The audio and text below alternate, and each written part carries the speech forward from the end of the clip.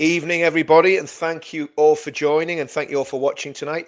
We've got a very special guest, and he was here about 10 seconds ago, and he's had to bail out because his camera wasn't working. So we're going to try and bring him back in. Hopefully, we'll get back in without any problems, and we'll start the podcast proper when he gets back in. He's a real nice guy. He's a Yorkshireman. He's a veteran. Did 22 years in the British Army, and he's now getting involved in politics with the SDP, which I think is commendable, because obviously we need good men in politics because there's so many bad men in politics at the minute and so many weak men in politics at the minute. So he's a leader. I think, again, without sort of stealing too much of his thunder, he ended up as a Regimental Sergeant Major in the British Army. I think this is Dave coming in now. Let's just see. We've got the same problem, I think, with the thing, but we'll add him in anyway. Let's have a look. What if I can do it that way? No, that's not going to do it. Okay, we'll add him anyway. See what happens. Right, Dave, can you hear us, mate? I can hear you, yeah. Yeah, we've got the same issue with the camera there, Dave. I don't know if you can just mess about with it, see if you can get anything going at your end. Yeah, because it's just not showing any camera there at all. As long as nobody minds, Dave's what I'll tell you now. Dave's a really good-looking fella, so you're actually really missing a treat tonight, ladies, when you're not seeing Dave. But if we can't get seeing Dave in person, we'll bring him on. Are you happy enough to do it without your face showing, Dave? Yeah, I'll be mysterious, no problem. Yeah, okay. If yeah, exactly, mysterious man. I mean, without stealing your thunder, Dave, Mo said that you did a lot of time in recce, so that's why we're keeping you hidden. We don't want our recce elite soldiers having their faces shown on Richard's YouTube video. So next door. Anyway, let's crack on. If you get the camera sorted out, great. If you don't, we'll just go as you are. So, cool. Dave, tell us a bit about yourself. Obviously, Mo's told me a bit about your background. Just give us a bit about your growing up, and obviously why you joined the British Army, and just what regiment you served in, and how that all panned out for the. Well, obviously, you can't give us the whole 22 years in 5 minutes, but just a quick background to who you are, so people have a good idea of who you are and where you're coming from. Yeah, my name's David Bettney. I grew up in South Yorkshire, born and bred on a council estate. Like most people in South Yorkshire, I'm 55. Like most people in South Yorkshire at that time, you should have 3 choices. But 2 of them were taken away from me. So the one was the steelworks. They shut down in the early 80s, just before I left school. And then the pits shut down just after I left school, through the issues with the miners' strike and what have you. So the only sort of 3rd option or 4th option was Dole, but the 3rd option was the army. There was no jobs as far as the eye could see. Nobody knew anybody who had a job. So I had flirted with the idea of joining the army from being a kid, because I think we all had action men and stuff like that. But in the end, I think it was I was chosen out of a cast of me because there was no other jobs. So I joined, but I never looked back. I did enjoy it, and well, I say enjoyed it. Not initially when I joined in 1987, because the army was a different place then. There was a big issue with bullying and stuff like that. Yep. And also it was a different time. I remember being on my Lance Corporal card in 1989, and he's quite wise, the RSM of that period. He says, you're going to see a change in the army now over the next few years. He said, because the people who are in charge now on the warrant officer senior NCO scale, he said a lot of them had the choice of going to Borstal or joining the army. He said, so, when they're in the 60s and what have you. He goes, and they're just dying out now. They'll be coming to the end of their careers. And so you will see the army change, and it did. It became a lot friendly. It was still obviously the army, but it was quite brutal before that, because you did have a lot of bullies in charge of key positions, and so instead after that we got more professional, as I should imagine, as an army. But that was, I loved it. I loved every second of it, but it was a bit brutal in the early days, because for the reasons I've said, it wasn't. I mean. Yeah, totally. I joined in 1985, Dave. So I signed up in 1985, started my basic training in early 1986. So I was going through probably the same things that you were going through at the same time. What regiment were you in, Dave?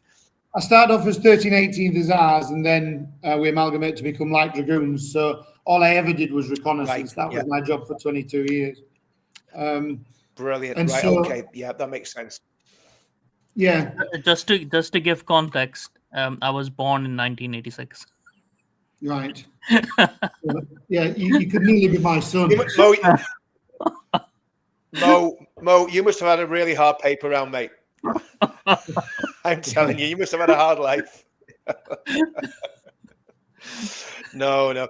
I mean, you know, so you did recce. What was that? I mean, what was that like? I mean, I was in the infantry, so mine, you know, my career was basically, you know, section attacks, you know, skillet arms, all that sort of stuff. That was kind of what we did. But what did the Light Dragoons do? What was your, obviously, you know, if it's not, you can't share some trade secrets. What was your sort of normal day job on a deployment? Because I know you did Afghanistan and you did, I think you did Bosnia as well. Did you do Northern Ireland at all, or did you not? No, I didn't. I put in twice to go to Northern Ireland, but each time I had a career course. Yeah. So it was one place I've always felt I missed out on because everybody who served there. But having done Bosnia, Iraq, and Afghanistan, I was happy with my operational tours. You made up for it. Yeah. The level we got to, but at the time, Northern Ireland was the nearest you came to sort of war, as it were, before you'd gone to war. So absolutely. It's a regret I've always had, and I've always felt embarrassed about it because my mates, you know, everybody else or most people I know had gone, but I never did. So I got the 4 white feathers for Northern Ireland. Well, do you know, I mean, I tell you what, I mean, you know, I did 2 years in Northern Ireland when I was 18, 19, and it was certainly a baptism of fire. But I think you guys that did Afghanistan and Iraq, you know, you had it hot and heavy. You know, the people that were actually at the sharp end had it hot and heavy for a good few years there as well, Dave. So I don't think there's any, you know, I mean, the bottom line is whether it's a bullet in Northern Ireland or a bullet in Iraq, it's still going to have the same effect, isn't it? Of course it is, and obviously those theatres of war were far more kinetic than you know Ireland and what have you. But we've got a long history in Ireland, haven't we, as the British Army, and it's where everybody cut the teeth. So totally, it was something that I missed out on. But to answer your question, like recce was always the ginger step kids because we weren't infantry, we weren't tanks, and whenever we deployed anywhere, people always misused us. And they went, oh, well, you know, they would use us for crazy tasks. We're like, well, that's not you. Because as you know yourself, the battlefield split up into, or was back then, it's different now, but you had long-range reconnaissance, which was SAS. You had formation reconnaissance, which was us. And we had close reconnaissance, which each infantry battalion and tank regiment had their own COP platoon or COP platoon, you know, close observation platoon or the recce troop if it was tanks. So we sat theoretically in full-scale war in the middle of that, so in front of a battle group, but obviously not as far up as special forces would be because they would work, you know, 150 mile in front of whatever. And as thing was supposed to be 75 mile in front of tanks and infantry. That's the theory, the Cold War theory. So that's what we practiced for on our own all the time, and nobody like really knew the existence. And I think if I mean, again, just from sort of memory, I mean, I only did 7 years. I got out in 92. But from my memory with what you guys were doing, you did quite, your courses were quite hard courses. You did all the LERPS courses and all that sort of stuff, didn't you? The long range recce course, am I right? Was that you guys that did that? We flirted with all the like special forces stuff, but we didn't.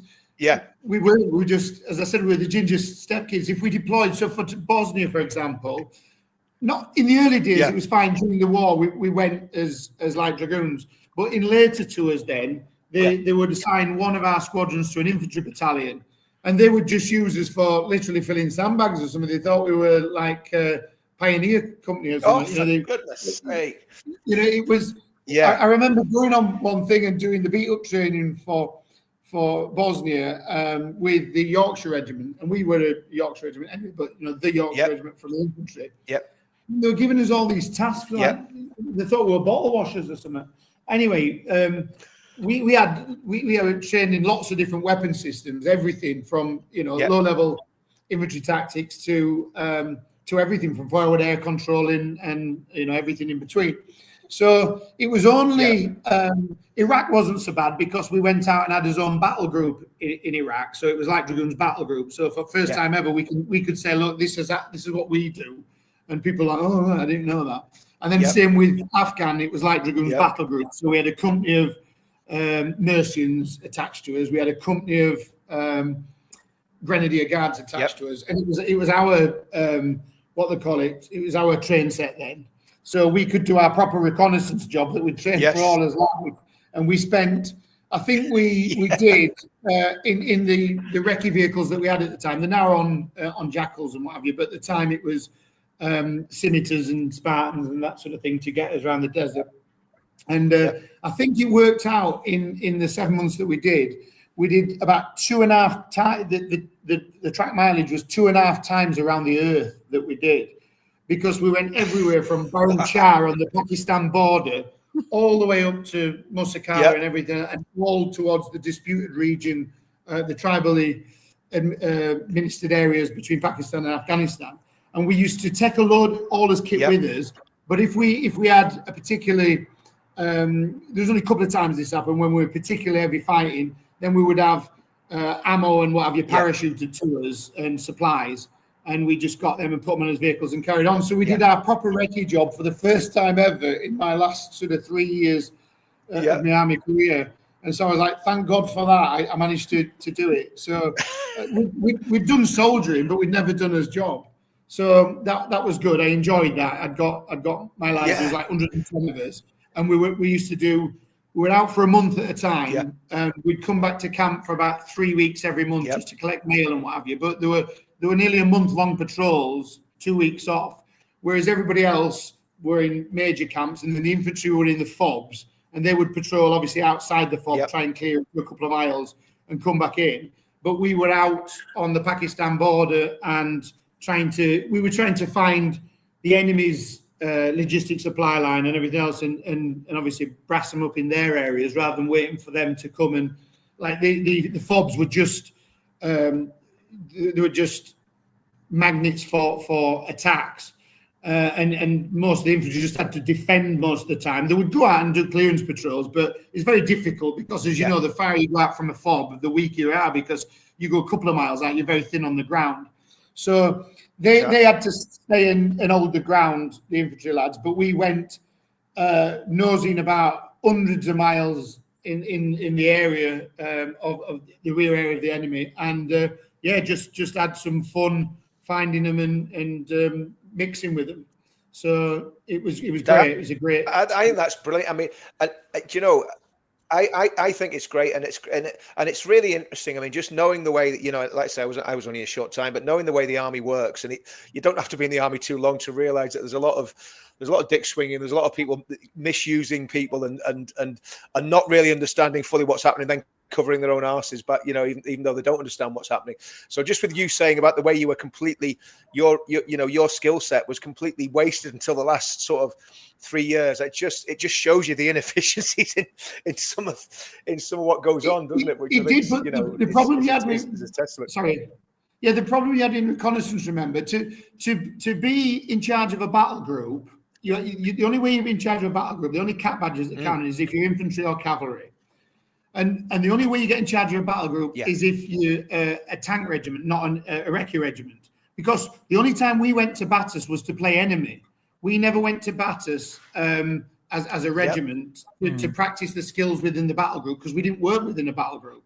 So we suffered from our senior commanders never became brigadiers really, or in charge of a battle group, because that wasn't our thing. So when we were given to people, nobody had experience with us, and so they were like, "All right, well, we've got some areas we need to clean or whatever," and so we just like, "Oh my god."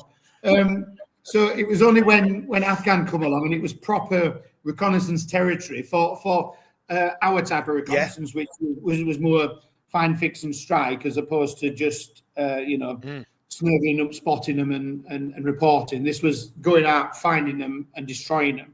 And we had all that firepower. You know, we had 16 30mm cannons with us.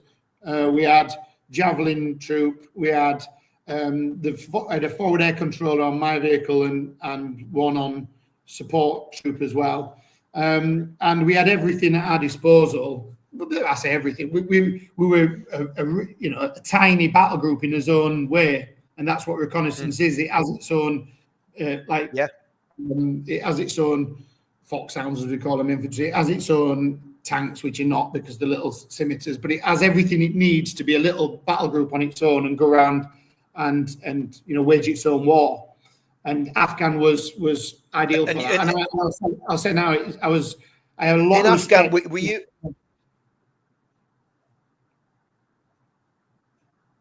Go on, mate. Lost you there, Dave. Say that again, mate.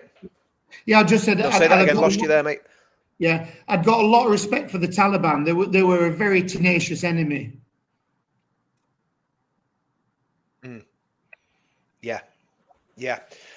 Well, I mean, they've been at it for a long time, haven't they? Because they've been at it with the Russians, and then obviously, they were at it with each other, and then of course, the Allies, drop in on them, and they've been fighting, I think, since 1979, non-stop, pretty much. So, they've plenty of experience, and in terms of that sort of formation. So you were in scimitars, you and how many vehicles did you have in your unit under your command? Because obviously, okay, the CO's in command, but you're the RSM. I take it you were the RSM at that point. Were you when I you was the Sergeant Major. I was Beast Gun Sergeant Major. The Afghan tour.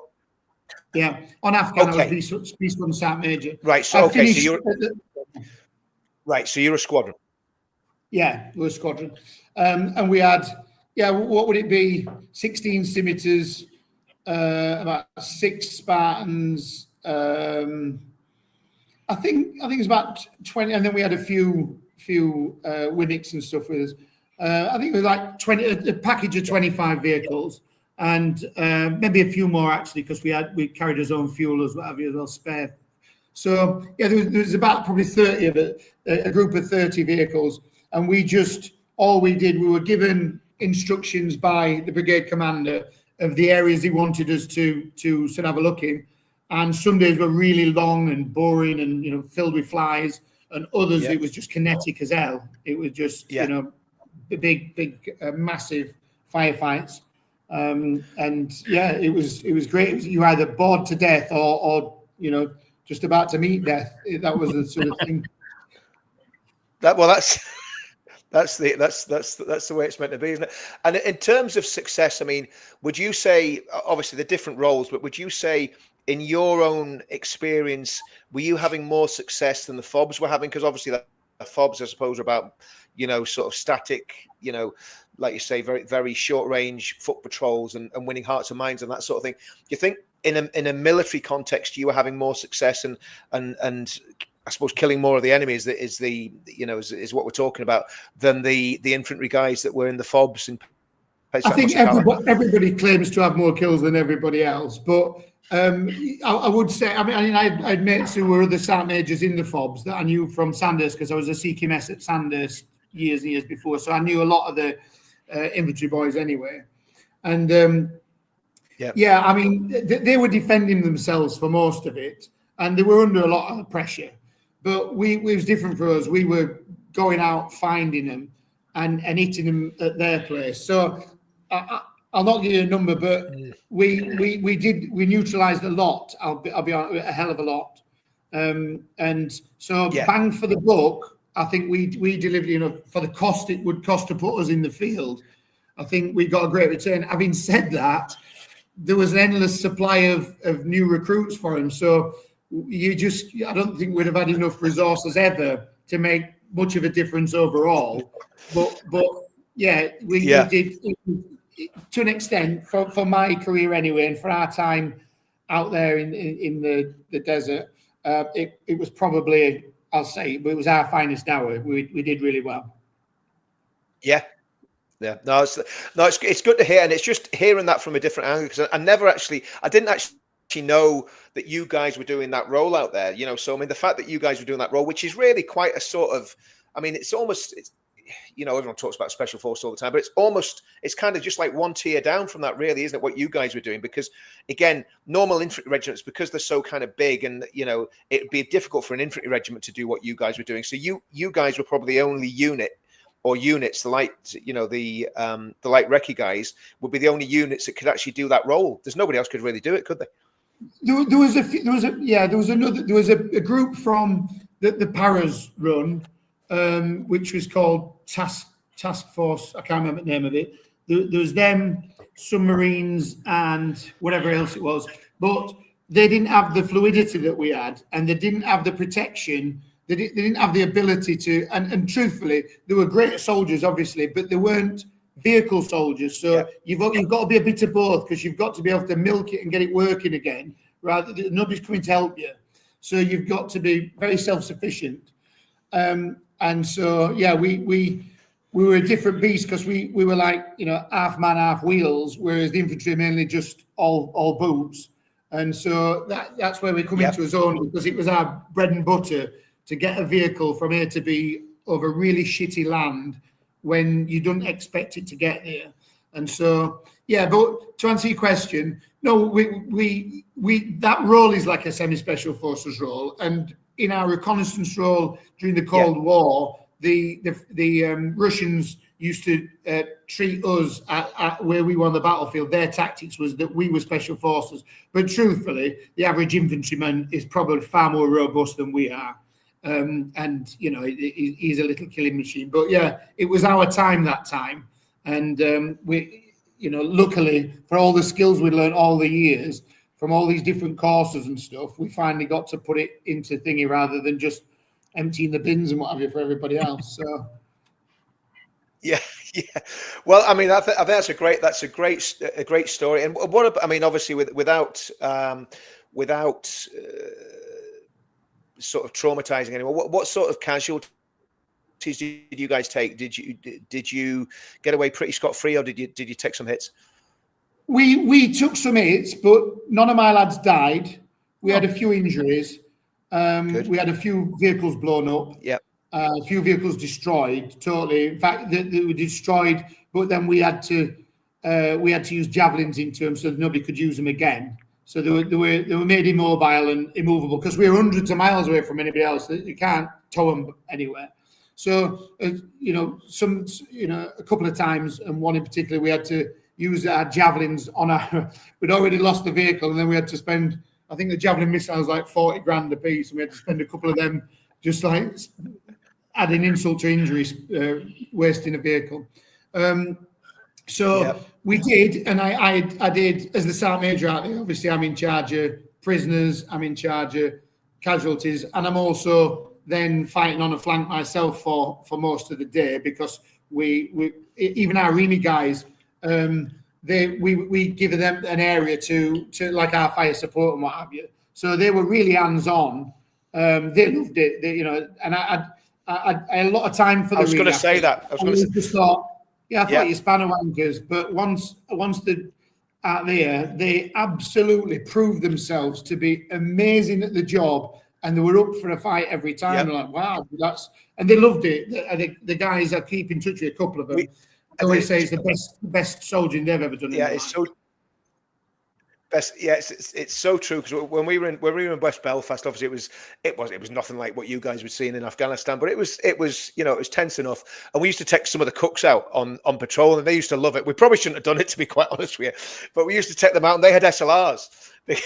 For some reason, we'd SA-80s, they'd SLRs. So you'd have a patrol, and then you'd have this cook with an SLR, not looking like you really knew what he was doing, but they love going out and deploying. So no, that's great. They're great stories, Dave, and I mean.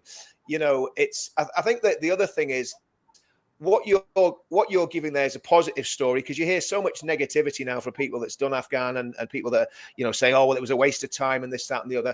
What do you think about that side of things? The people that are saying, well, we didn't achieve anything and it was a lot of blood spilled for very little return. What's your take on that?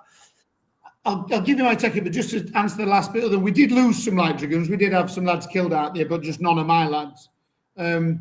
And so, some paid the ultimate price. And I think I remember it was Light Dragoons Battle Group when I was there, but I think out the battle group, I don't know if it was, I think for R2, it might have been for the year, but I think it was R2. I think we lost 35 or something like that across the board. I think 35?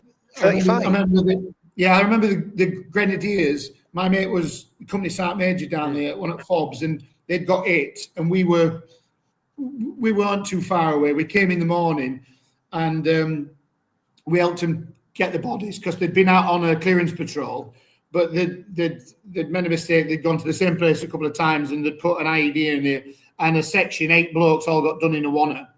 And so we went down the next morning and went in front to put it's a ring of tin, really, with a symmetry. It's not a ring of steel, but we're to put a ring in front of them so they could go get the lads and get them back at first light.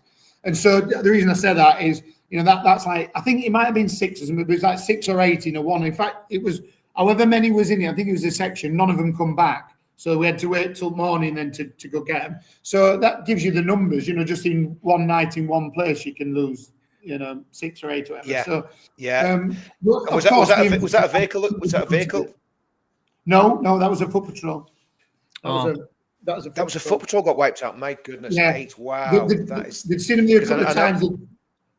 I think they put a daisy chain or IEDs, but it absolutely, I can't say too much because obviously there's somebody's sons and things or whatever, but, Exactly. I'm not mentioning names, but, the weapons that were melted into them, they're just absolutely, wiped out. So it did happen. It was brutal.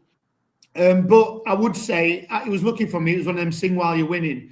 And so I have a different take than other people to Afghan, and I'm very lucky to have had it the way I had it. It would have been totally different if we'd have been taking the level of hits that we were giving to the enemy. And so to answer your question, I personally really enjoyed Afghan. I didn't. It's full of flies. It's thinking, but as a sergeant major, as Reconnaissance, when you've trained for all that time, it was, at mine anyway, whether I was good or not, I don't know, but it was our finest hour. So I loved it, if you can say that about war. Absolutely. Absolutely. And I do, I was an absolute prick. I had my own pith helmet and everything. I thought I was at Rorke's Drift. I was absolutely sold into it all. I loved it. I loved every minute of it. And so, for me, it was a great thing towards the end of my career.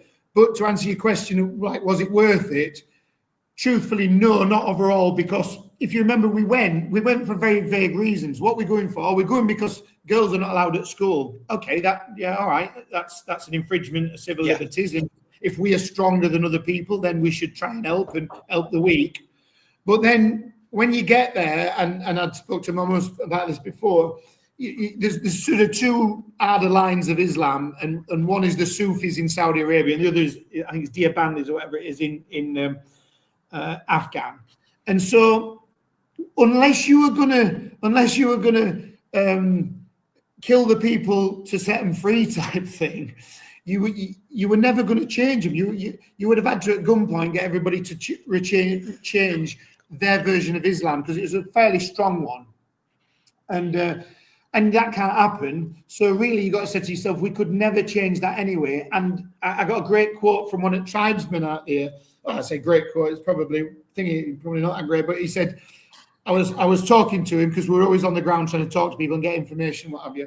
And I said, yeah, we're here. We're going to be here for the next 20 years. I was lucky enough as a warrant officer to be on a briefing with somebody quite high up from the State Department in America, and they're saying these are the reconstruction program for Afghans. So I'm thinking, yeah, we fight the war, and then we're gonna bring all sorts and flood them with modernity type thing. And obviously that never happened, and what have you. But an Afghan tribesman said to me, he said, "You'll not be here in 5 years' time." Or whatever. I said, "Oh, we will. There's a big plan. We're going to." Remember, the British Army's had its ass handed to it about 4 times in Afghan over the couple of 100 years. And so we're like 4 times lucky. But they're like, "Mate, every time you come, we do you." So it was. He says, "You've got the watchers. You own the watchers. You've got the technology business because you've got the watchers, but we've got the time."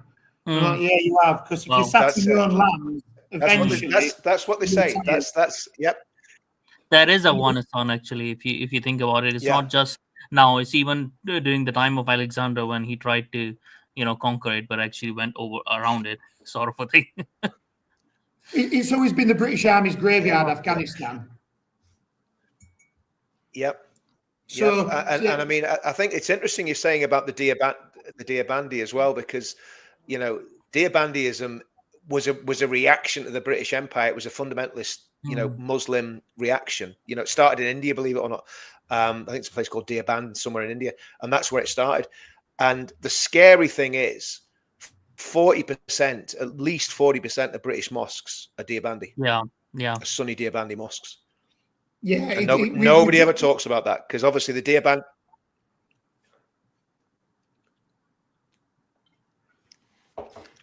Sorry, Dave, I lost you there, mate. Yeah, so it was. I could see moments. It was you that froze, or I don't know, but I could. Yeah, I think I was still in it. Yeah. But yeah, you were talking about the mosques in the UK.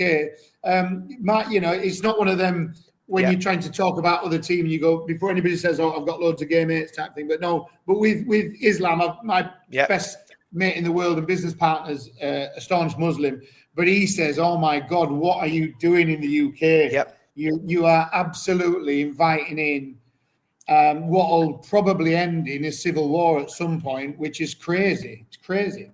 So it's darker than people think. And before anybody says Islamophobe, no, the best mate in the world on the planet is a Muslim. But you've got to either not know anything about the world or live under a rock not to know that we have imported, like years ago when Muslims used to come to our country, a lot of them were, and still are, some amazing people who come with their families and what have you. But the changing point, remember, was 1979 when Ayatollah Khomeini, it's Shia, not Sunni, but it was what they call the Cloak of Islam came over the Middle East, and it started to change how everybody saw the West and how everybody saw themselves. And so anybody prior to that date was just somebody who'd come from a former Commonwealth country, come with a family, wanted to work in textiles or whatever, and had different religion, had different dress, but essentially were just family people cracking on. Since that, there's been a lot of effort from small groups, but successful groups in the Middle East and the Muslim world to really sort of fire up the jihadists and get the very worst ideas of Islam and then push them into the very heart of Europe. And it's sad really, because we went to Iraq and Afghanistan. Both, I will say now, were illegal wars. We shouldn't have gone, but we're doing what the politicians said, and the politicians say that they're doing what the people wanted, but clearly not just what the globalists wanted or whatever. But while we were going to these places and trying our best to sort of separate groups of people from fighting each other, whether it be tribal fighting, whether it be especially the collapse of Iraq after Saddam Hussein, there was a big power vacuum. And so everybody's trying to fill that. And you also had foreign fighters from all over the world flooding in to have their operational tour and making Iraq even worse for the Iraqis. And so, we at the very time we were sent to Muslim lands to so-called liberate them, we were filling our country up with people that didn't like us for some of the right reasons, because we've just been firing at some of their guys. But behind us, they're just filling it up with people that are not compatible with most Western ways and are totally different from the first lot of Muslims that came to the country for a long period, really. So I think when they talk about Islam, you've got to look at anybody post 1979, and not exactly that date, but Islam changed. Most people, and if you remember in the 70s with the Beatles and stuff, women could travel in Afghanistan. You could. It was a big hippie place for people to travel through, and they're the same tribal people, the same whatever. Why did they also all of a sudden some of them become quite barbaric?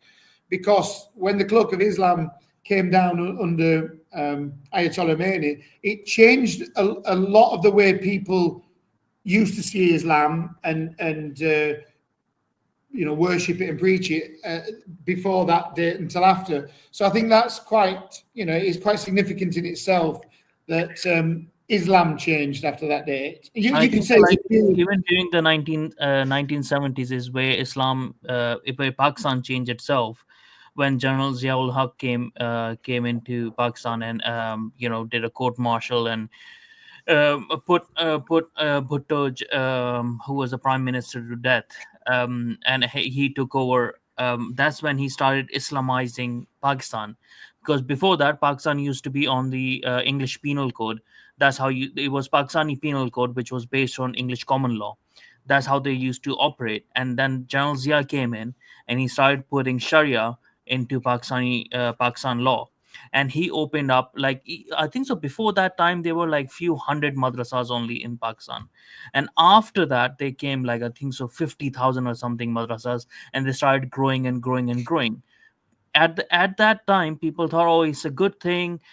People are gonna where education cannot be reached. Saudi Arabia and Qatar were even at that time in 1970s, Saudi Arabia and Iran actually at that time were funding the madrasas in Pakistan. Also, it would be really good, they can educate, but they didn't realize what they were educating on was not really education, but they were being radicalized.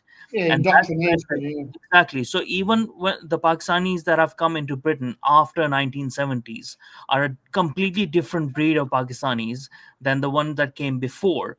And you can see like the ones that came before have a very different view. They have eventually become more moderate in how they appear and stuff. Like we can discuss the ideology itself, right? So ideology itself outside of people, and we can say the ideology is corrupt, whatever, because that's what I say as an ex-Muslim, that there's a problem with the ideology. But obviously how people take on ideology and how they work with it is a bit different than the theological discussion itself. So they are like there is a strain of Muslims, like even in Arab. That's why I can understand your Muslim businessman friend as well, because Arabs got rid of this, like prosperous Arabs from Dubai, from Kuwait, from now Saudi Arabia is trying to do that as well. They're trying to get rid of these people, a lot of them. That's why even like someone like Osama bin Laden had to go to Afghanistan to actually practice his radical ideas, because it wasn't acceptable even in Saudi Arabia. So it goes to show like there is a problem in that region where they are more receptive. The Yobandis are more receptive to the radical Islam, and we start getting these people uh, into United Kingdom, and we don't realize, and we don't then monitor the mosque as well. If someone says, okay, we should monitor mosque, the straight response is like, oh, why don't we monitor churches? Well, I don't see any Christians going around and bombing places, so obviously we have an issue. And when people bomb places and when people do terrorism activities, it harms everyone. It's not just one group of people, it harms everyone. So I think so like that is true. Like, it's a very important point what David is saying as well. Like at the same time, when we were killing Muslims in their own countries forcefully, giving them liberal democracy, which obviously you need centuries of of a civilization coming to the point where they themselves accept democracy, right? They have to elevate themselves. You can't force these things onto other people. But when we went out, we started enforcing. Maybe there was a minority in those countries that were already receptive of democracy, but not the liberal democracy, but not the majority. So we're forcing that on them. We're killing their people, right? And we're destroying their country for absolutely stupid reasons as well, because there were no weapons of mass destruction anyways, as we found out later. And then at the same time, we're flooding these people in from other places, right? So it's all connected, because for a lot of Muslims, especially who are radical, it's all one ummah. So if something bad happens in Iraq, the Pakistani Muslim is going to feel as much aggrieved, and they would want to Yeah. do something if they are more Well, radical. that's It's a right, and constant thing. that's what oh, what's that girl that was on Paul Thorpe's channel, Lubna. That's what Lubna said. She's, because I said to her, I says, look, does the Muslim community not feel aggrieved that you've now got loads of Muslims coming in to your areas that are a lot more radical than the normal than the normal run-of-the-mill Muslim. And she says, no, a lot of them embrace them because they see them as their brothers in the faith. So, and in the book, I think it's Among the Mosques by Ed Hussein, he was saying that the problem you've got in places like Manchester now and Bradford is that the young Pakistani Muslims are now getting influenced by the older Syrian, Iraqi, Sudanese, Lebanese Muslims who are coming in, who are radicalized, and they're going to the mosque, and then they're now re-radicalizing a young generation of Pakistani Muslims who might have been a bit more, if they'd got the chance to listen to their parents and this, that, and the other, might have been a bit less radical, but they're actually getting pushed towards those radical strains. So rather than radicalization becoming less, it's becoming more. And Dave, what's the answer to this? I mean, we've talked about this so many times on different podcasts. What do you think the answer is to this? I think we've got to have a potential, like you said, there's a potential for real conflict. Yeah, I think unless we have honest conversations with everybody, and including obviously the Muslim community, and ask, where do you see this country then in 10 years, 15 years time? What would you like to see? And if they say the same as, like, well, a liberal democracy, whatever, if they say, like some do, Sharia law and the rest of it, then we've got to decide that these people that think like that are not compatible with Britain. Now, of course, if you're a British citizen, that causes other problems as well, because we can't, we've all got rights as British citizens. But I think anybody who's not born here that doesn't share our values should be made to leave, because I go around the Middle East and I'm allowed my own values. I'm not allowed to project them on anybody else. And if I disagree with how they run their country, I've got an option. They can either kick me or I can leave, but I don't stay and tell them that I'm not happy with it. So we're going to have some trust. Obviously, there'll be tears before bedtime, and it will start some kind of conflict, but that's coming anyway. So you either deal with it and then talk to most people and say, look, are we going to turn this island into something decent together, whatever, whether we're black, white or covered in shite? Are we going to come together and do the best and look at it like a football team, and we're going to try and get up the league, because as a country we're not doing that well. We keep slipping down a position every year. So together we can do it, but unless we find some what they call it, some factors that bring us all together, we're just going to balkanize Britain, and it will become like the Balkans, and then you will have the Bosnia war, because there's that many different factions all wanting different things. Yeah, I mean, identities.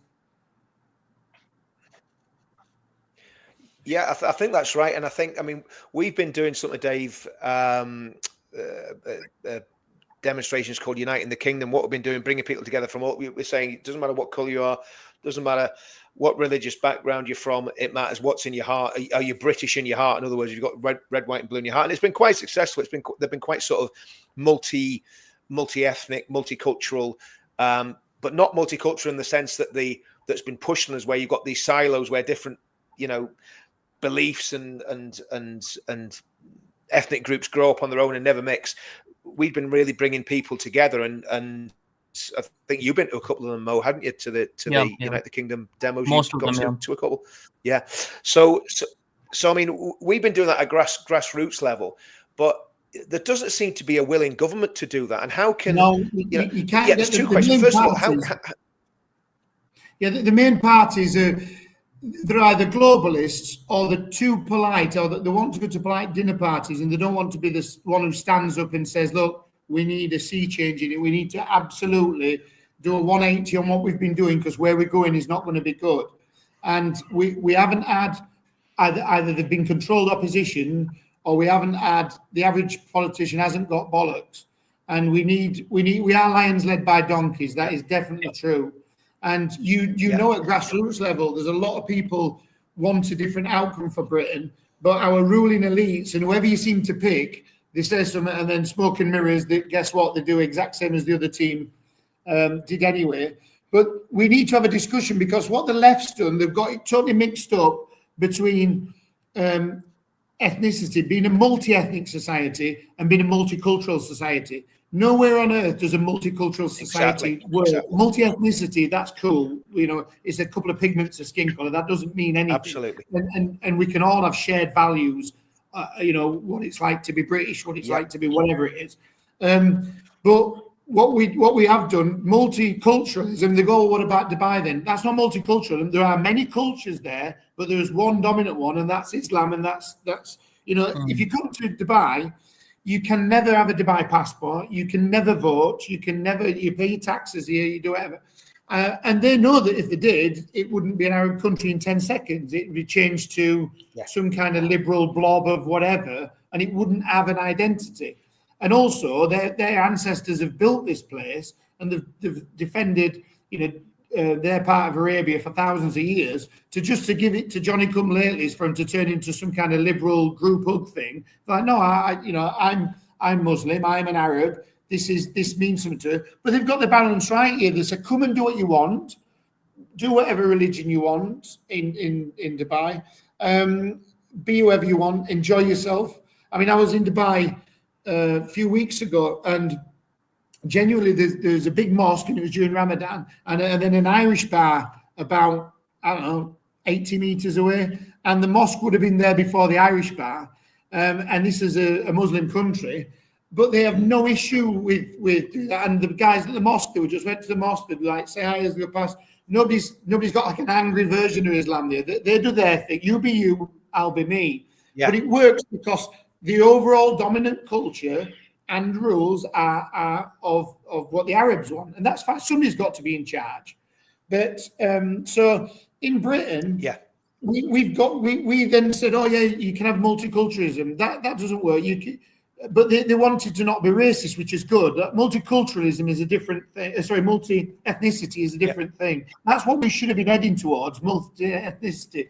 And instead, the left have brought it in thinking, oh, well, this group can have this and this group can have that. Well, then you've just created tiny little countries that will become bigger countries within one country, and it just becomes tribal. So that was a mistake that I said the left have made. The Tories have been liberals for like 30 years. So we've had a double helping of liberalism from both the left and the old right.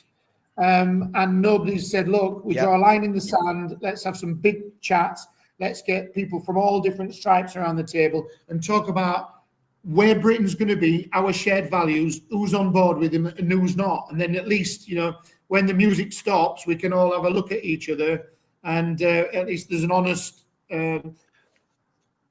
dialogue to be had, because at the moment everybody's got their fingers in their ears pretending it's all going to be fantastic.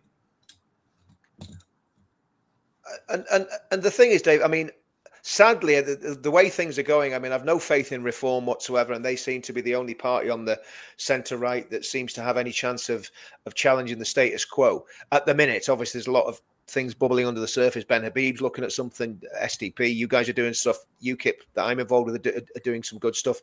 But it seems like we're going to get, you know, Farage, which seems to be Tory Party Mark II, and the problem is, Dave, what happens to the country if we don't have this discussion and we don't have these open, honest debates about what's happening with these extremists, you know, how they can be de-radicalized, if they can't be de-radicalized, and it seems like they can't be. If you look at what's happening in the prisons, these guys have been in prison for a long time. Nobody seems to be making great strides at de-radicalizing any of these people. What is that? What is the future for the UK? What do you think it'll look like if we don't do something about this in 10 years' time? If we don't do something, it will end up like the Bosnia War. It will, you know, the Balkans War. You will have loads of different enclaves. You will just be one dysfunctioning country of pockets of different people with different, like ardent lines, both left and right, and everything in between, and different religious and ethnic groups, I should imagine, which always happens when a country goes to pot like that. But what we did, we lost not the people. Most people are switched on, but our ruling classes. There's a thing we've always carried as Britain, which has been an handicap for us. If you look at our ruling classes, right from 1066, when William the Conqueror came over, if you look at it took about, so everybody spoke, it wasn't the same language then, but spoke English at the time, apart from the people that came over. And remember, they were all Vikings to an extent, but the ones from France who came over. But it wasn't until literally Queen Elizabeth where we started writing stuff in English, because everything at the courts was always done in French, in like the palace and what have you. And so we had been, we'd been sort of, our aristocracy had fallen in love with the French way. And even today, you see sort of aristocrats, they'll kiss each other on each side of the face when they meet, like French do and that sort of thing. And that was never an English thing, because they still have that sort of... So what I'm trying to say is there's always been tension between our ruling classes and our people, because they were originally different people.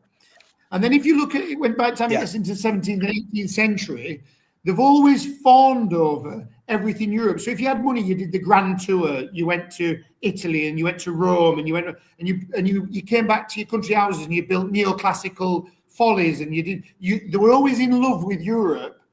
But nobody was in love with us, quite rightly. We were a bit rough-assed and that sort of thing.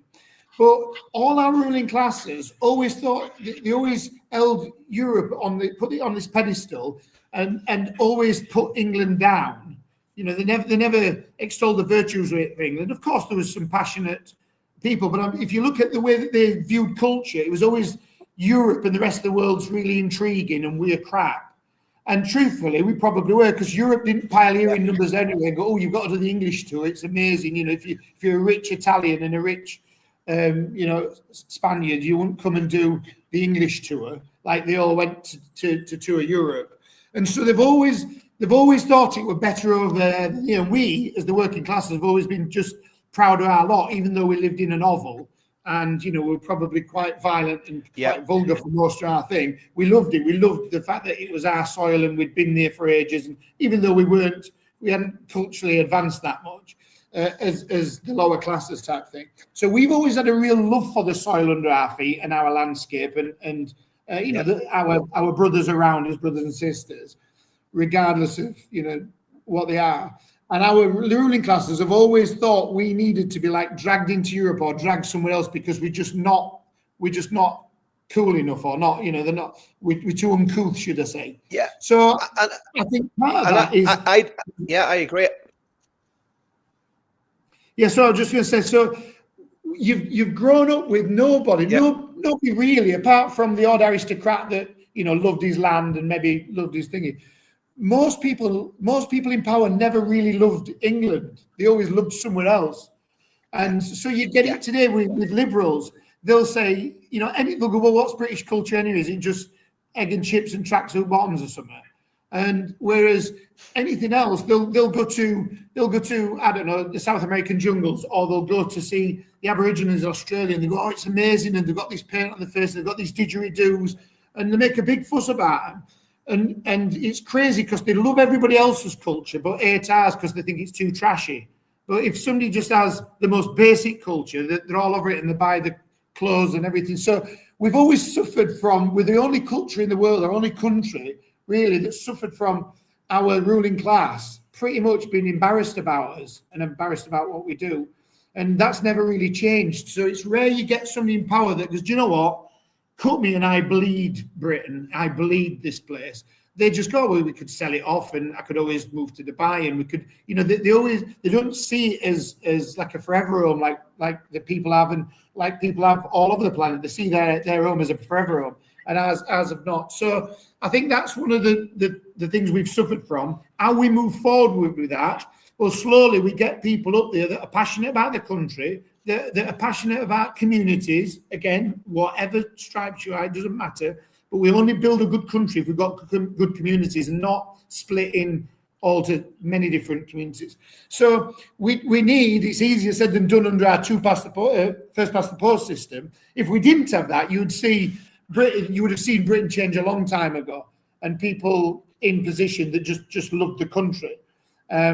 And that is a good thing, because if you love the country, you'll do anything to defend it, to make it prosperous, to make it better for the next generation.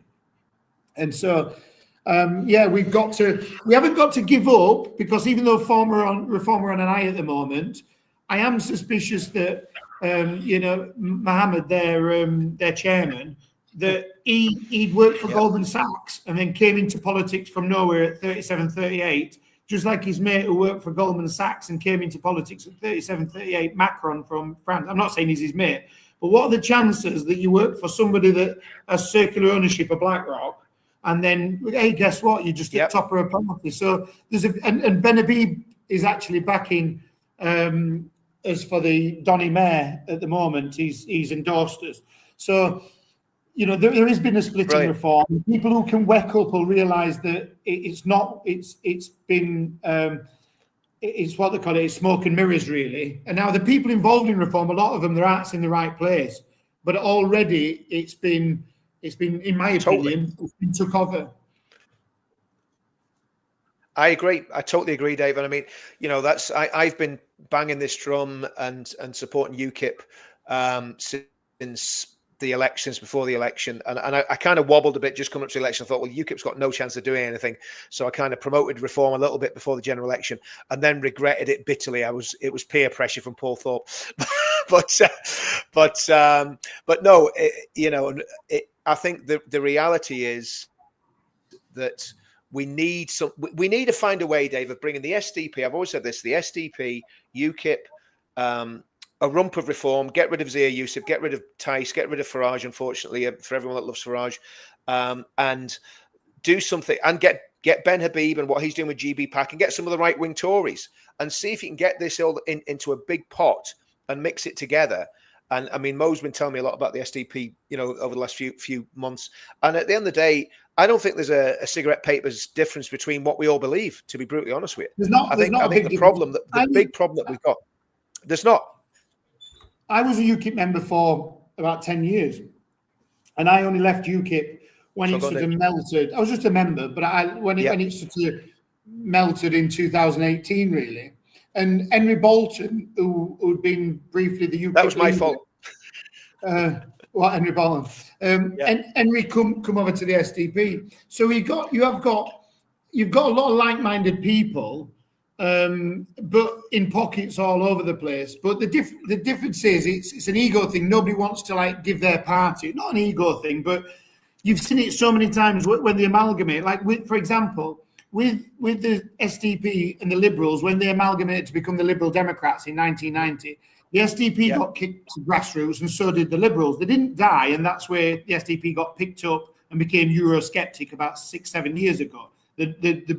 It was in mothballs, but they brushed it off, because you can't kill a political party unless you decommission it with the whatever it is, the electoral commission. Electoral. And so because they've done that, as I said, the SDP sort of started a revival, but it didn't benefit anybody when the SDP and Liberals amalgamated at the end of the 90s, or the original parties did anyway. So it's not always, I get you, the more divided you are, the harder it is.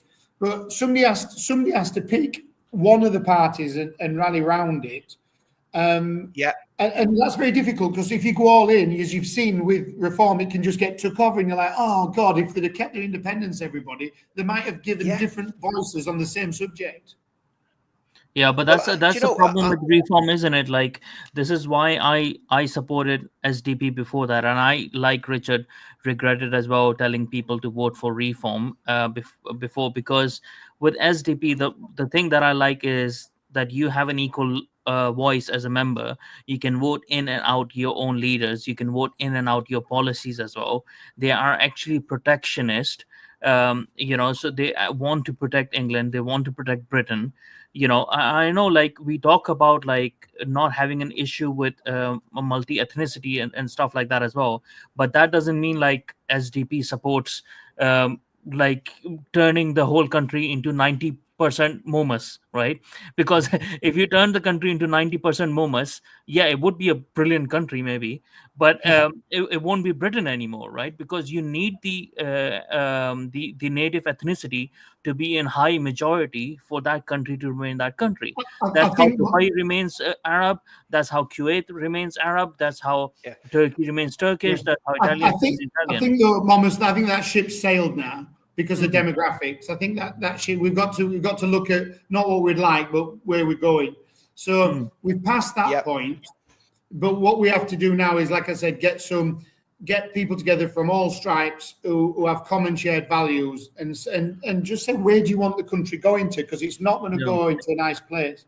And so we can never make Britain, literally probably from when Blair started having very liberal immigration policies. We can never get that back down, because what we never did, and fair play to anybody that came to Britain, we never told them they had to be a certain way. We just said, be who you are, and that's cool, until what you are is quite, if then you're extremist, then that's not cool, and we didn't realise that. And so we've now got so many people in Britain that, as I said, there's going to be troubled times ahead, I'm telling you now. But how we negotiate that, we can make the landing a lot softer if we rally sooner rather than later, and address some of these issues. And of course, you'll get called worse than shit. You'll get the press, the left-wing press or the liberal press will try and hammer you for everything. But if you get enough voices, and day to day get a little bit stronger, I do equate it to when you go, what can be done? What can be done? Remember, in 41 or whatever, but by 42, the Germans had not only took all Europe, but half of Russia and all, and nobody could ever see an end to this. We were all going to be swallowed up by the German nation. There was no way back from it, and we were only on borrowed time as Britain. We just said we'll just defend it to the last man, and it is what it is. And if you'd have run that model, all right, there's certain things with Italy being nuts and a few other things, and they did overreach themselves, but there was chance there for literally the right to run for 1,000 years. And so if you were a Brit in 1941 and you just had your ass handed to you at Dunkirk, and you'd had most of your army in Asia locked up in camps by the Japanese or whatever, you'd lost everything, and Europe had all been took and swallowed up. If you'd have accepted and go, oh, well, there's no what you can do, then we wouldn't have been here today. So I'd say to anybody, don't worry if it's past the 11th hour. We can get it back to something like, but we have to understand, like I said at the beginning, it's going to be a lot harder. Every day we leave it makes it 10 times harder and makes the potential disruptions down the road a hell of a lot more serious. Yeah. We definitely have to close the tap. No, I think that's right. And I mean, I think there's a few things that sorry, Mo, was just. Yeah, there's a small lag, Richard. That's why. I think there's a lag, isn't there? We're sort of talking over each other. But I think the reality is there's 3 or 4 things at play here. One's a cultural thing, and me and Mum was talking about this the other night. And to me, the culture of England is Christianity. I mean, that's the bedrock of it. And if people, whether they like that or not, is up to them. But that's just a historical fact that we've had 1,000 years plus, 1,500 years of Christianity that's kept us moderate and kept us sane and kept us from doing crazy things. So I think that's got to be reinvigorated somehow, and that's something I'm going to be pushing and trying to work on. And then I think with the political side of things, there needs to be this whole idea of what Nick Buckby calls the Grand Coalition, where you bring all the parties. You don't have to lay down the SDP or lay down UKIP. You find some way of getting everybody to work together and give everybody some sort of buy-in, so that you can basically divvy up all the different constituencies and say, well, UKIP's got a good chance in Manchester, SDP's got a good chance with Dave in Doncaster, and find a really intelligent way of doing it. And you can probably do that a lot easier now than you ever could. And that's where it does come down to ego. And, what's the brilliant bad. What's the guy called that runs the SDP? William Coulson. Yeah. Well, so William picks up the phone to Nick. Nick picks up the phone to Nigel. Nigel speaks to Kemi. You know, Ben's got his new party, so he's speaking to everyone as well. And you've got things like the GB pack. Something like that needs to happen. Otherwise, I think we're going to be in for I mean, if we get another Labour government in 4 years' time, I think that's going to be catastrophic. So we've got to find a way of navigating these waters and getting everybody to work together. Because, like you said, Dave, UKIP aren't going to lay down the baton. Ben's new party's not going to lay down the baton. Reform, well, I think they're, you know, I don't have any trust in Reform, but there's got to be a way of bringing people together in this way to I think, even constituents. Yeah, and I think it starts, believe it or not, with conversations like this, because I'm a big believer that just little conversations around the table, that they're the type of things that have ended up conquering new worlds and doing whatever. And it starts with a few like-minded people. Absolutely. Just seeing what synergy they've got, and then laser targeting that effort into one area and having a breakthrough. And so, yeah, there's definitely some conversations that we all need to do, because I watch, you know, Paul Thorpe's podcast, you know, his YouTube videos and stuff like that. And there are many people, again, from all different backgrounds. All they want is just a sensible conversation. And there are millions of people that would agree. But the trouble is, you have to be organised. And we find the problem in the SDP is because we don't suck up to big business or unions, that quite rightly nobody wants to give us money, because they want to control you if they give you money. Yeah. And the only way you can be way you can be true to the people is if you haven't took money from interest groups. But truthfully, in politics, you need some money to be able to at least compete with the big boys. But as we showed up in Leeds, when we got councillors up in Leeds, all they did, you know, the first year they went around, everybody got us wrong in everything. Oh, you're socialist. No, not to do with socialism. Well, it says social. I know it's like sports and social club. It's not sports and gulags. And they're all right. And then they go, well, aren't you Scottish? No, that's Scotland. This is SDP. We've been in mothballs for years. Yeah. But it took us a few times. And then people started like, oh, well, fair enough, but you've got no chance. So we started getting better at each election, just targeting one area. And then a lad put loads of effort in, and then he got in as a councillor just on his own merit. And then another one got in, and then another one got in. And these were big, strong Labour seats, huge majorities that we had to overturn. But we didn't do it overnight. And you've got to replicate that across the board. If anybody thinks this is going to happen quick, even if everybody comes together, it ain't. But it's a bit like Churchill. It's not the end, it's not the beginning end, but it's the end of the beginning. Once we have these conversations and we start it rolling. But it's doable. We've showed it's doable without money, without whatever. And, you know, I stood in the general election and the South Yorkshire Mayor last time. And in the general election, I come 3rd out of 9, Tories and Labour beating me. And in South Yorkshire Mayor, I come last. But in Donny area, I come 3rd and beat the Greens and Lib Dems combined. And I had no campaign on any of these whatsoever. I'd just put a leaflet out. They'd seen me a couple of times then, and they went, actually, he talks sense. And they'll give you it's hard just to win votes, because everybody, you know, unless you've got the Reform and you've got the trumpets blaring all the time and the drums banging and attention, it's very hard for smaller parties to do that. But I've told you, already I started getting traction. And if you just pick an area and do it, and you're honest, and I've been to different hustings, and the feedback I've got is, and you can see it online, they go, do you know what, he's the only one who talked honestly, because the others talk in riddles or say, yeah, the reason we like this is because of blue team, or the reason we like, no, I get the reasons why, but what are you going to do about it? So I'm telling you now, it's doable. I've seen little movements, and they're going to bigger movements, but we have to accept that Rome weren't built in a day, and it's very difficult to get the people's trust, because quite rightly, they've seen every new party come in and then be same as the other parties, or every, you know, even main party say, I've changed now. That was so last year. We're not like that. And then, of course, they do the exact same once they're in power. So it's about gaining trust off the people. And we can't expect people to vote for us in droves until they trust us. And they can only trust us when they see you regular there and you're giving regular grown-up answers to questions. Like William Clouston's always on Talk TV and other things, and they'll ask him about the boat crisis. They'll Yeah. ask him about the debt crisis. They'll ask him about whatever. And a very learned man, and he'll give you straight away an answer, a yes or no, not a Tony Blair who used to ask him a question and he'd go, yeah, the question you need to be asking is, he wouldn't even answer the question. He had the arrogance to tell them what question they should be asking. Whereas William Clouston will answer it to a T. You're under there's no smoke and mirrors. You know where he sits on everything. He doesn't do the political thing where I'll just try and get every voter along.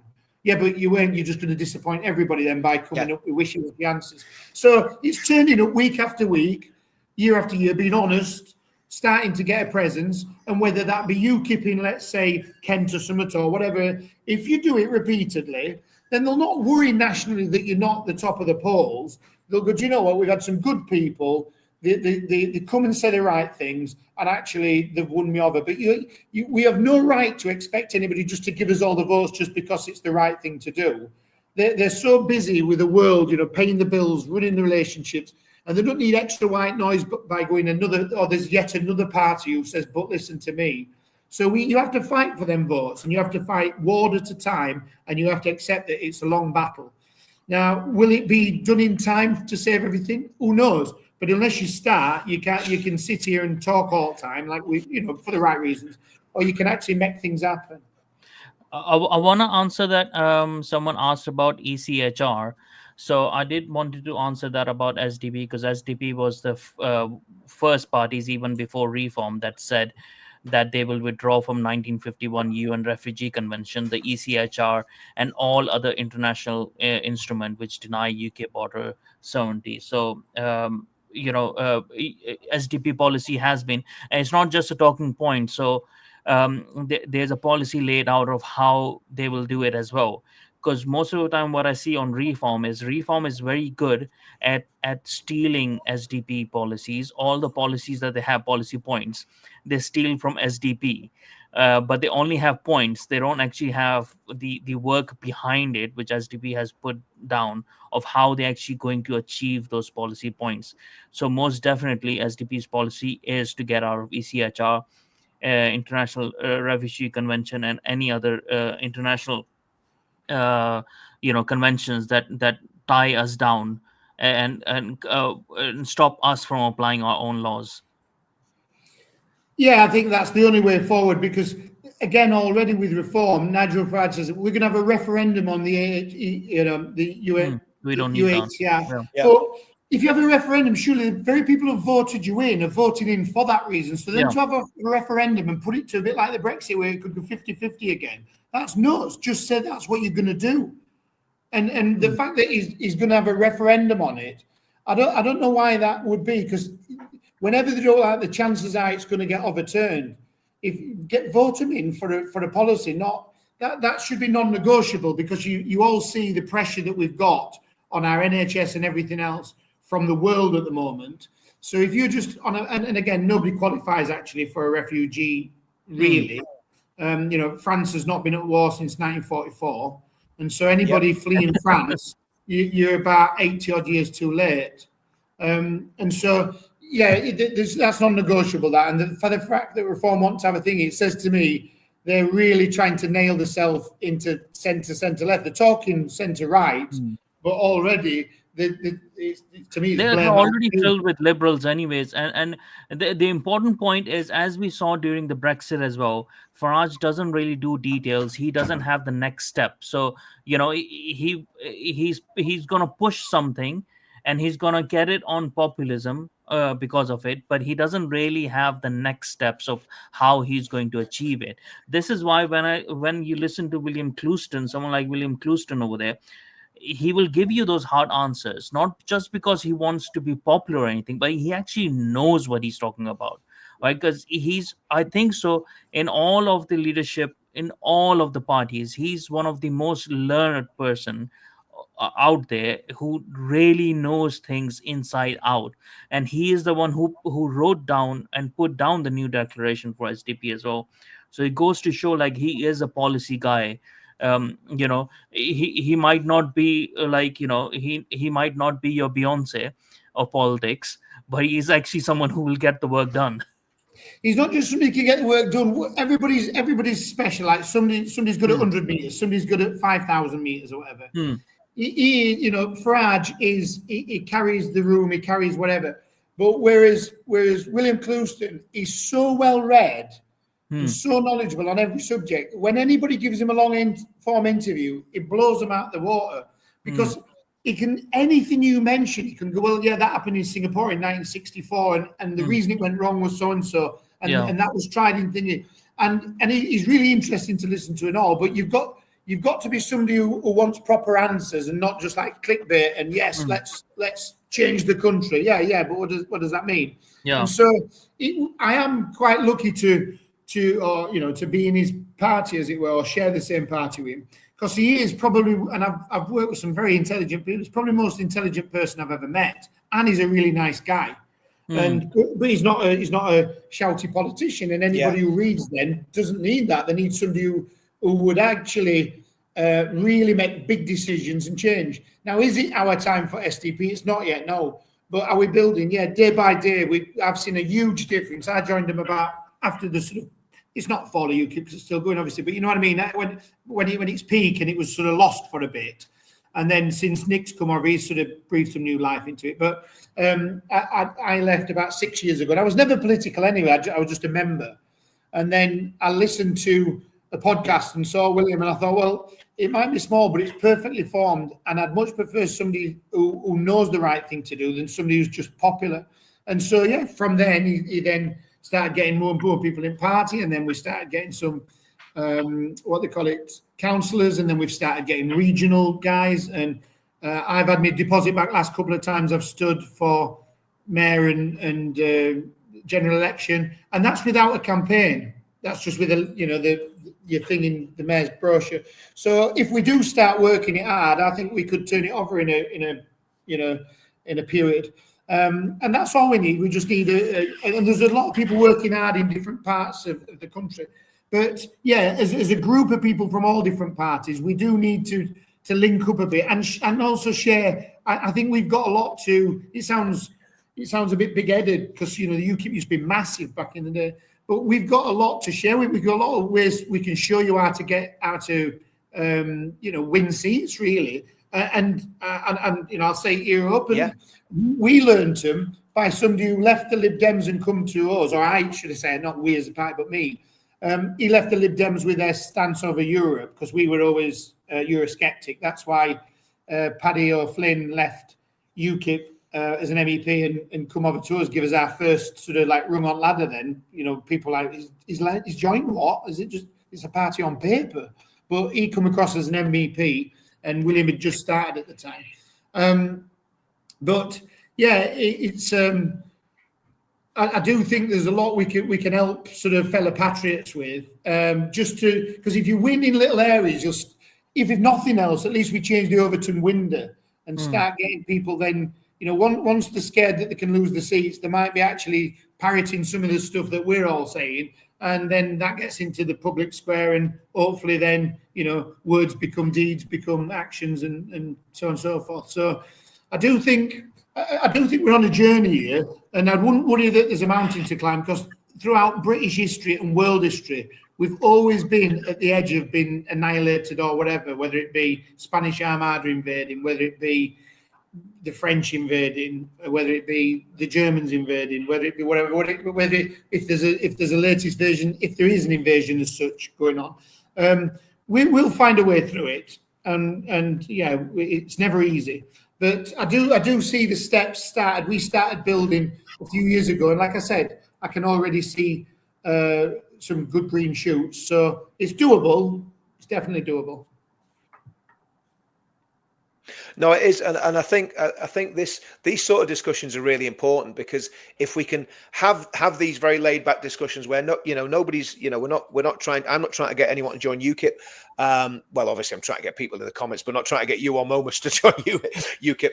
And I think it's almost a bit like the regimental system in the military, Dave, because you think about if you when you were in your regiment, I was in my regiment. If we'd have come across the paras in a pub, we'd have probably fought cat and dog with them, until the the MPs came and nicked us all. And you know, it's a bit like that with the with the parties. We're all fighting like cat and dog. But at the end of the day, if we could find a way of, you know, when the military deploys, they don't fight when they're on deployment. They fight against the enemy. But in the barracks situation, they'll go at each other like nothing else. So I think it could be, if we could find a way of getting that same camaraderie where the parties can come together, because most of us know each other and are friends. I mean, I've known Momus a couple of years now. You know, we've done a lot of these podcasts. We're good mates. I know we just need to sit down with like-minded people and have a beer or a meal. Yeah. And then ideas come or don't come from that, but at least you know that there's it's like the old advert, it's good to talk. And so I think if you get enough like-minded people around a table, you'd be surprised what can happen from that. You know, in nefarious ways, like the Jackal Island meeting of when it was 1919 or whatever, when the bankers took over the federal what they call it, the Federal Reserve. Federal Reserve. Yeah, and they were a bunch that met. And obviously we haven't got their power, but what I meant is, you know, they sat around and they decided the fate of America. Now, I'm not saying we can. What I'm saying is people around a table can decide things that can have huge, you know, effects in the future. So we probably about, I don't know, 10, 20 of us that are like-minded from all different parts and all different stripes just need to come round, because, you know, nobody's got a monopoly on good ideas. And there might be something that somebody says, well, do you know what, I'll take that back, and that's good. And if not, it's always good to at least, you know, meet with people that are wanting a better Britain. And you know, I'd welcome anybody coming. But I just think probably more intimately initially, just, I don't know, 10 people or something around have a dinner in wherever. And then, yeah, you'll not be fighting each other in pub type thing then. No, definitely not. We're too old for that, Dave. Anyway, do you know what I mean? You could have done that when you're 18, 19, not when you're in your 50s.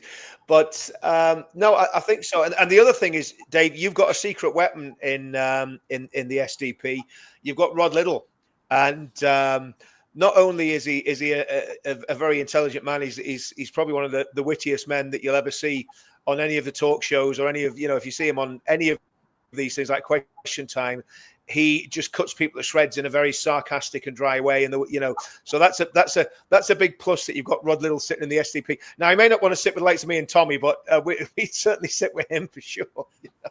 Yeah, he is a character, and what he's got with sarcasm, he's got an equal helping of intelligence and all. So it's good. It's just always, you know, his comebacks and the way that he can explain it, and his use of English as a writer anyway. But he's just good. You can never get him tongue-tied ever. No, he's you know, he's a special kind of. There's very few people like him. Mark Stein's very similar as well, but there's very few that have got that sort of dry wit and actually understand what's going on and probably understand what needs to be done as well. So what's next for you then, Dave? What's the plan? Because obviously you're standing. Tell us about where you're standing. What's happening politically, and what you're going to do as an individual. I'm standing as Doncaster Mayor on behalf of the SDP. I've done a few things. I did Hustings the other week and a few other bits and bobs. But I mean, if anybody wants to see anyway, they can just go to the SDP website, click on, I think it's media, and then there's my thing, my points, what I would do for Doncaster, what I stand for, and everything else. But yeah, I think anybody who's listening to one of your podcasts, I would resonate with him, because we're all singing from the same song sheet. So I'm a voice that started to get a bit stronger there. I think I did well at the Hustings. For the feedback I got is that I beat the other candidates purely because since I got out of the army, and I do run several fairly large businesses. So I came. It was lucky for me. The Hustings, it was a business Hustings. If it had been something like on child protection or whatever, I wouldn't. You know, it's not my field of expertise. But they got the business community into Doncaster Chamber of Commerce, and they filled an auditorium up and asked us all questions. It's online anyway, Doncaster Chamber of Commerce YouTube. And I just stood up and said what was why the current plans for the airport are probably not happening, and what I would do. on the three sort of questions they asked us all. So yeah, I'd like to think from that and the feedback I got that we bring in a better conversation. You know, for example, I'm not knocking him. The guy who's the reform candidate is a 30-year-old estate agent stroke model, and that's cool. But he didn't know anything to say. He had no answers for anything. And he just kept saying, look, well, at the end of the day, the country needs reform. Yeah, it's a good title, mate. It's catchy. It's in your thing anyway. Good. But what would you do? And he had nothing to say. And I felt sorry for him away because he's been thrust into that position. He's a good-looking kid. And, they thought, they were flashing his six-pack all over to, young lasses and what have you. That's great, but they're not voting. It's old women that are voting mainly because it's local elections. So it'll be, people who want a little bit more substance to the questions and what have you. So he was a particularly rabbit in the headlights. And if that's the best that reform can do, that's a bit embarrassing because I'm sure they can do better. They're a big brand now and they're attracting a lot of people. But yeah, so all I'll keep doing is because I call a spade, I don't do any political correct stuff. And it even said on my Doncaster Free Press thing, it says, former Regimental Sergeant Major says he doesn't do politically correct, he'll always do what's morally right. And I do if they say, well, what's your stance on this then? I don't put sugar on it. I go, well, I think like this and I think it for that reason. And I've had it with the BBC when they were doing interviews with me. Well, don't you think that's, I don't know, sexist, racist, or, they always come with an ism or something, they have to eat you something. And you go, no, not at all. Because if you go outside here and talk to most rational people in the street and in the working men's club, they don't think like the BBC, they think like this. And they're like, oh, okay. And so I stand my ground, and that's one thing, if nothing else, you get honest answers. And the more sort of people who throw their hat in the ring in politics and speak honestly, the others will have to start doing it. And so, yeah, I'm just saying what we're all thinking when they ask me questions. And Ben's backing you as well. That was David, pretty good. That Ben agreed to do it. And so in the mayor booklet that goes out to every house in Doncaster, there's me and 12 of the candidates, but on mine it's got Ben Habib saying, forget what colour party you normally vote for. This is about the best man for the job, because we didn't do politically correct and said best man for the job. And he goes, by far, with his military and then his business experience, and that he was born and bred in South Yorkshire. He said this is without doubt the best candidate. And so it was a great endorsement from him, and I really appreciate him doing that. And it wasn't for him to stick two fingers up at reform, because a lot of people know each other in the background. Our lot asked him, and he went, as a former Regimental Sergeant Major, and because I've never seen him do all wrong and whatever, I'll back him because I do think he could bring real change to Doncaster. So he gave me full endorsement, which was a bit of a coup, really, to have somebody who was the second in command of reform last year say, whoever you vote for, whatever your party are, it should be Dave this time. So that's nice. Dave, I hope you don't mind. I've just put your email on the screen there. If you want to take it down, I can take it down. But I'm just thinking, if people want to get in touch with you that are in the local area, it's David.Bettney at sdp.org.uk. Yeah. Okay. That's it. So if you want to get in touch with Dave, guys, if you want to get in touch with Dave, because obviously we're going to bring this to a close now, because we've took an hour and a half of your time there, Dave. And do you know what? It was my sort of podcast because I didn't have to waffle on. It wasn't like there was no shrinking violet on the. We might not have seen your face, Dave, but you weren't shy. You know what I mean, mate? So, which I think is great, having someone that can talk. You know what I mean? So, if you want to get in touch with Dave, David.Bettney at sdp.org.uk. When's that election taking place, Dave? I think when's the actual election? Is it 1st of May? So we've got about 2 weeks away. 2 weeks away. Okay, 2 weeks out. Well, guys, if you're in that Doncaster area, I know there's not many people on tonight. It's 578. Or if you know people in the Doncaster area, let them know about Dave. Let them know what he's doing. Get in touch with him by email. If you like what you've heard tonight, get in touch with him. Have a chat with him. This isn't party political. As everyone knows, I'm on the NEC UKIP. And, I'm not promoting Dave. I'm not saying, vote for Dave. But get in touch with him. Have a chat with him. And I think we've got to keep doing these sort of things where we bring people in from so many from lots of different backgrounds and have a genuine discussion where people can get to know you. It's as simple as that. I mean, they've got to know you, almost getting to know you as well, Dave. And we've done it on Paul's channel time and time again, when we brought people on and just given them free reign. And as long as we're not getting any goose-stepping Nazis or weirdos, you know, we're happy enough to give anyone a platform that talks sense, because that's what it's about. It's about common sense. Dave, thanks for coming on, mate. And it's been a fascinating podcast. The stuff about Afghan, really excited, really exciting to hear all that, to hear, how your regiment did in Afghan. Great to hear about the business stuff, and obviously we genuinely wish you all the best for the election and hope everything goes well.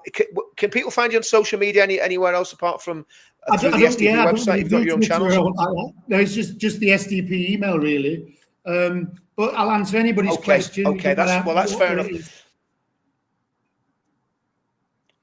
Yeah, and I think, I mean, obviously going forward, we'll try and get you on a few channels as well, Dave, and just if you want, we'll try and get you a bit more profile with some of the people that we know, and get your voice out there so that people know you, because the reality is, sadly, social media is where it's at now. So we're gonna have to start pushing. All of us are gonna have to start pushing our videos and doing more and more of this sort of stuff. Well, Dave, thanks very much for that, mate. Really, really enjoyed it, guys. Thanks for everyone that's watching. Sorry I didn't do much with the comments. I was too busy listening to what Dave was saying to actually focus too much on the comments tonight, guys. So, and again, Momus, thanks for coming in and introducing us. So we'll do it again. We'll do it again another time, Dave, because that was good. Steve, enjoyed that, mate. Yeah, I can tell you about the last 15 years building businesses in Iraq and what that's been like. Yeah, building businesses with the very people that were trying to kill each other only a few years before that. It's been a journey. But thanks ever so much for your time tonight. Go on. Yeah, I mean, yeah, absolutely, David. Thank you for coming on. It's been a pleasure. And like I say, I'd definitely like to do that. Find out about the stuff in Iraq, because again, that's all about reconciliation stuff. If you can build businesses with people that we were literally at war with, well, that could be a skill set that we need in the very near future, if we can start bringing people together and having a sensible outcome to what's happening in the country instead of all the crazy stuff that people are predicting. So, absolutely, good stuff. Bridges. Dave, thanks very much. Right. Thank you. Exactly. Reconciliation, 100%. All right, cheers. Thanks, guys. See you soon. Yeah.